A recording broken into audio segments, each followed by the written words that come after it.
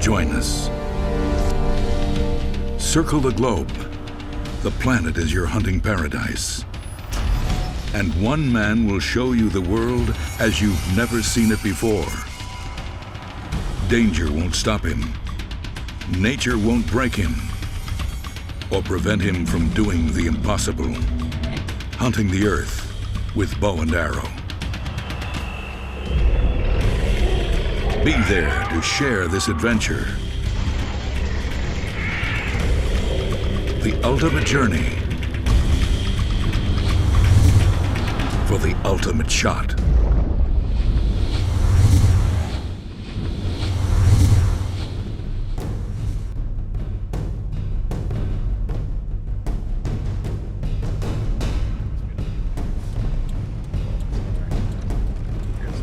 Air France did not send my big bag with all my new bow and my new equipment.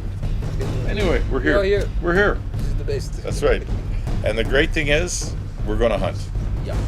In this episode of Ultimate Shot, we will take you to Benin, West Africa, and we will hunt buffalo on the sun-burnt savanna. You will see how local trackers discover and interpret the tracks of buffalo activity on the dried, burnt, and cracked earth. We will try to come close and personal to these buffalo in this moon-like landscape, meanwhile making you witness to our quest for the ultimate shot on several species of plains game. After an almost too early morning rise, well before the sun had hinted of its existence, and then in the dark and in the pre-morning cold air to endure a tiresome 2-hour journey by Toyota over the broken country roads, Lady Luck smiled upon us as we found the fresh tracks of 2 Duggaboys crossing the sandy road on top of our vehicle tracks of yesterday. The trackers believed less than 2 hours before our arrival, these were hot tracks.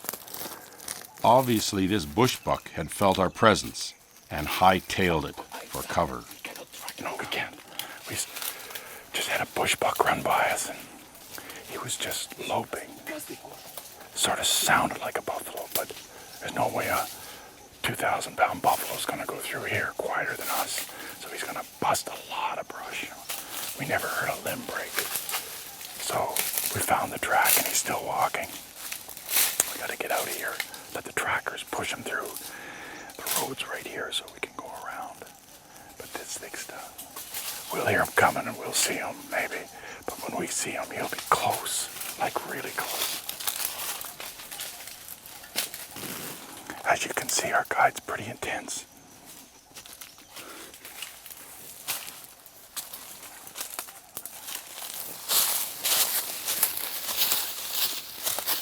The burnt leaves that covered the ground gave us away while we were approaching. The noise we made must have been audible for at least 100 meters around us. So we went back to the Toyota and continued examining the region by car.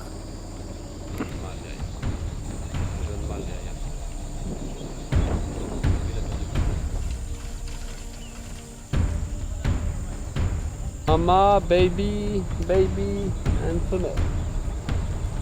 Our next option was to check for any tracks left at the only water source in the entire area that still had some water in it.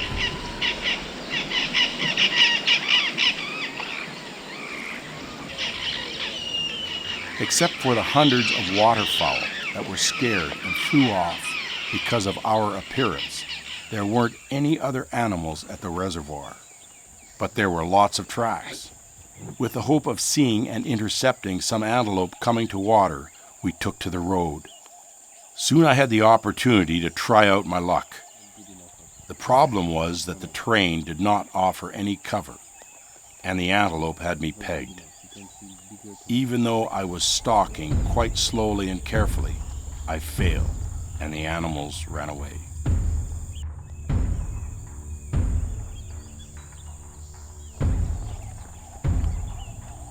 We continued our passage, going in a wide circle around the water source.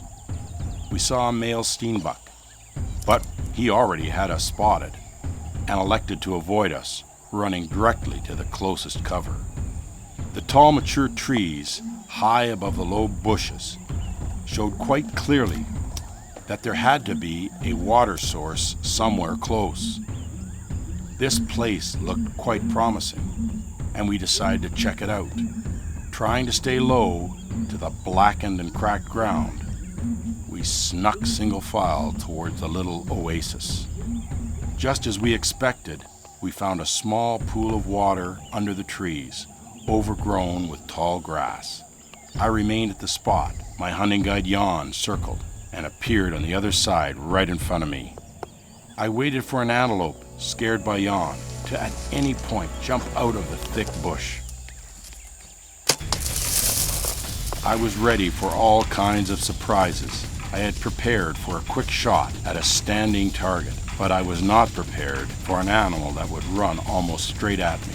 Trying to withdraw from oncoming danger on the other side, the bushbuck was running frontally towards me. I couldn't believe I missed my target at 5 meters. Arrows are slow, and it was a bad lead. The sun was burning mercilessly through the trees onto the dried ground. At noon, the temperature reached 43 Celsius, and only the life-saving gusts of wind moved the heated furnace we were passing through. Even the termites hid deep in the ground from this murderous heat. After some long hours of unsuccessful roaming in the bush, at the end of this hard day, at last Lady Luck smiled upon us. At about 100 meters from us, we saw a cob leaving its hiding place under the green branches of a tree and feeding into the tall grass. We carefully snuck closer to it. Yeah, yeah, yes. Trouvez la trappe.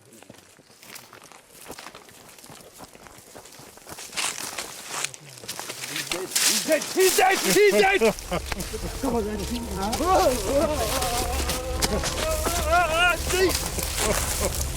dead.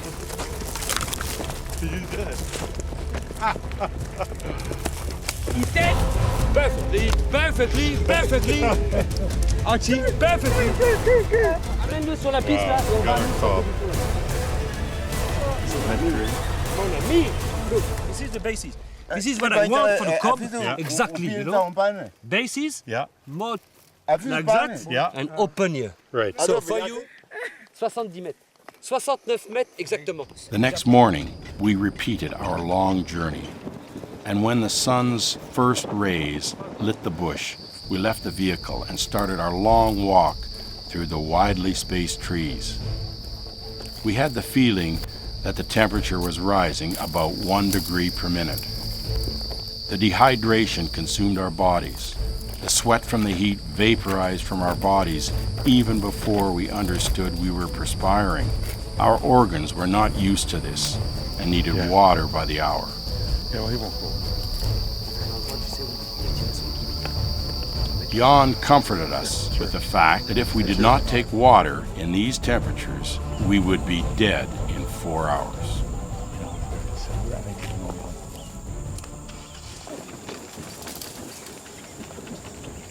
Calmed down and refreshed, we continued our hunting march. We decided to keep closer to the wet areas where the vegetation was greener and fresher. And that was not a mistake. While we were approaching one of the canals full of fresh water, we saw the outline of a bushbuck, but a long ways from our position.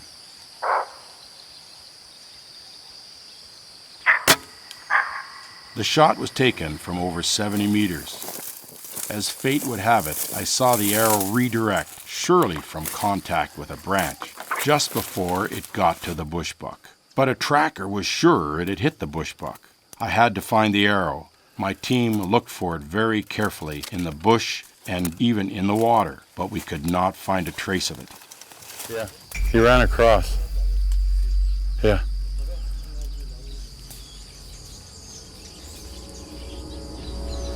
Something big in here.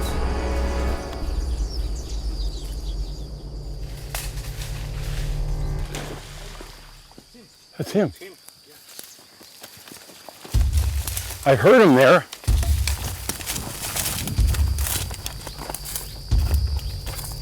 Be careful, huh? Yeah. Oh, that's right. They're dangerous. Yeah. The wounded animal had hidden in the brush, and when he charged out, we were very, very lucky that no one got hurt. Shit.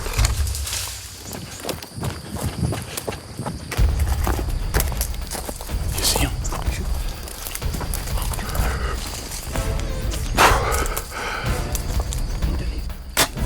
Yeah! Yes, I... It was 85 yards. 80... I told you! You were right. Yeah, it was a good shot. Il est mort. Tu le vois? Oui, je le vois. Big bull. 80 some yards. Wow. I told you, you touch. Yeah. Il est mort, hein? Look, big. Big. 16, 17 inches. Yeah, he's huge.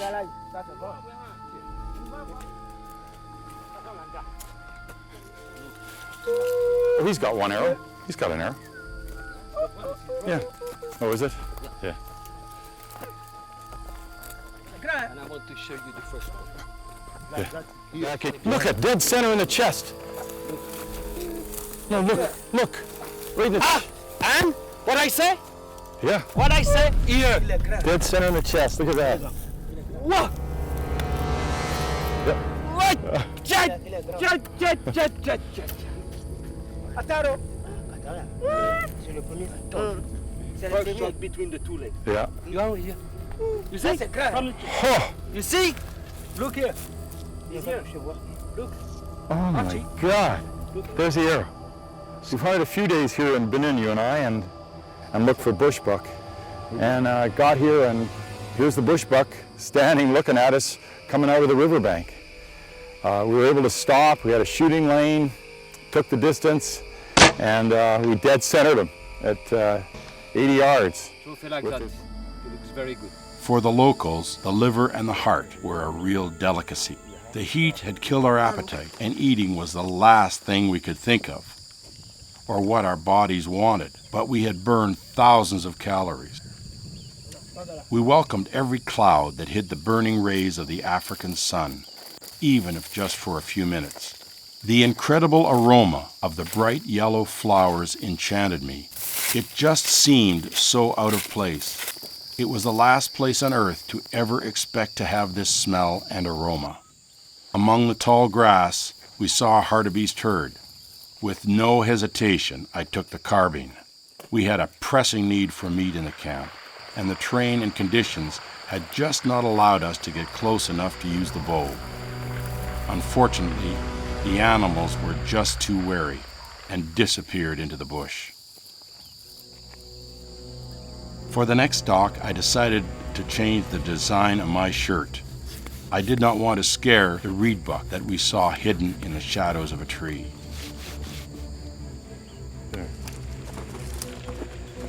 We were not lucky enough to get in range.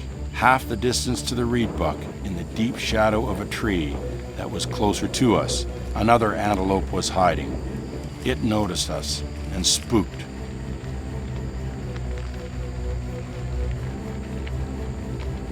Warned and alarmed by our presence, with a couple of quick jumps, the reedbuck also disappeared into the bush. Nice big herd. This. What I do here? Water here. What? We were close, so we decided to try our luck again at the half-dried swamp.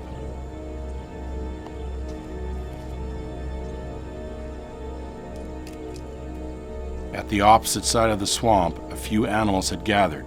The distance was too far, and the train did not offer any cover for us to approach unnoticed.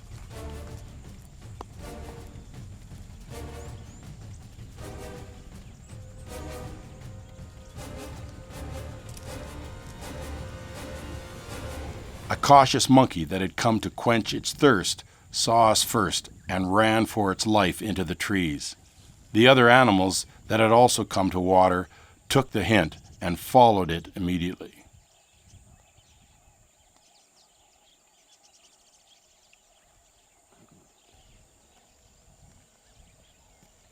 The only thing that was left for us to do was to check the tracks left in a small patch of slime on the bank. We had the intention of making a blind and to wait for thirsty animals to appear, but the constant warning cries of the cowardly monkey did not make that an option. We had no other choice but to continue on the road in our Toyota. The strong wind that was blowing raised a huge cloud of dust and ashes behind the Toyota. With the night fast approaching, the animals started to move, and the moon landscape that we passed through now suddenly seemed less empty. Nothing could escape the wary eyes of our local guides. At about 200 meters from us, near the side of the road, they had noticed an oribi in the shadow of a tree. I took Jan's rifle, and we slowly closed the gap to the target. The wind had really picked up and was very strong, and the conditions were such that it was just not possible for me to get close enough with the bow.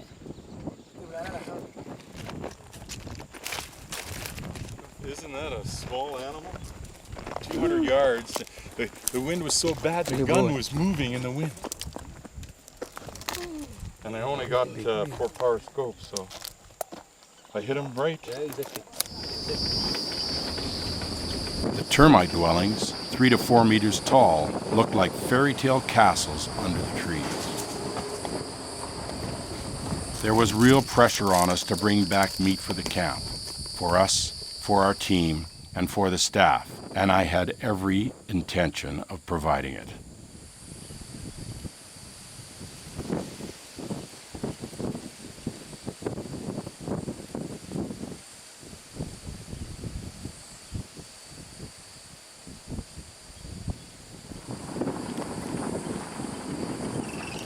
Females and 2 babies. We had no luck again, and in base camp the last meat from other hunters had been finished more than a week ago. Despite that, for me, it was unthinkable to kill a female antelope.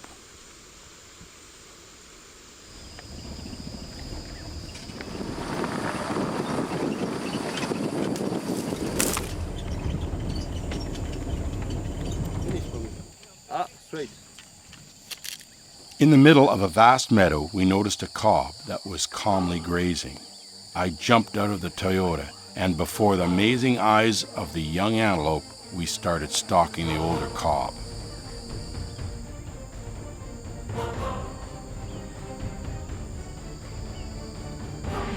After the unsuccessful shot, the cob did those 2 things that it is most famous for. First, it made its famous 10-meter jump, and second, it picked up its speed to at least 90 kilometers per hour while it was running away from me.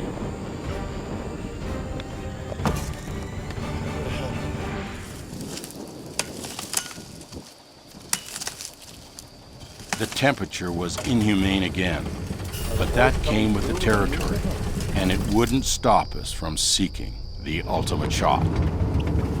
41 degrees Celsius.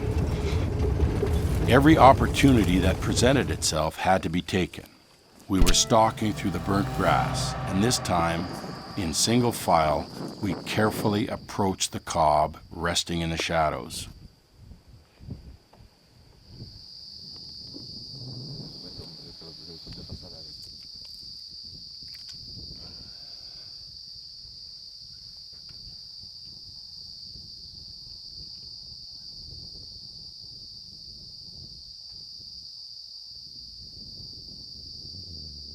The shot was not difficult.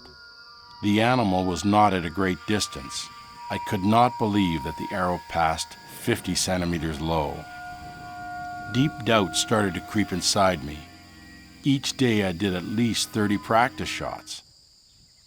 It had to be that the thin, split limbs of the bow had become softer because of the extremely high temperatures on top of the metal roof of the Land Cruiser.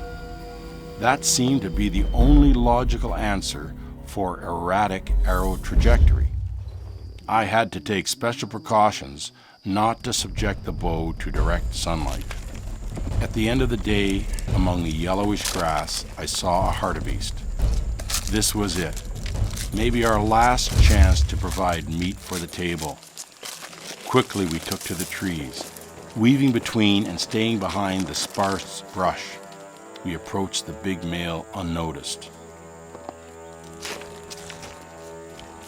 Unnerved by our bad luck for several days, and trying to eliminate all factors that could adversely affect our success, our PH objected to the cameraman following me on the stalk. But despite that, he had managed to film my shot. While I was walking to the wounded hartebeest, I had not noticed the buffalo herd in the scattered timber well ahead of us. Today's episode of The Ultimate Shot brought my team and the people from the village some meat, essential for their subsistence, and for you, the pleasure of sharing our adventures. And I now leave Benin with a world record and some unforgettable memories of my close encounters with buffalo and lion. But I will tell you about these in one of the next episodes of The Ultimate Shot. In the next episode of The Ultimate Shot, prepare yourselves for a hard hunt, a push to the limit of human resources. A hunt full of unexpected turns of events and exciting close encounters with one of the most prestigious trophy animals on Earth, and certainly the monarch of the mountain. We will hunt in Alberta, the premier place to hunt bighorn. Enduring temperatures of down to 45 degrees below zero, with hurricane winds that would blow you off the mountain. We climb to the top each and every day during the course of 15 days. We will stalk the biggest and potentially world record Cattleman ram and search for a big old king of the mountain ram worthy of the ultimate shot. Be with us to see what fate has in store for me, for my team, and for fellow hunters.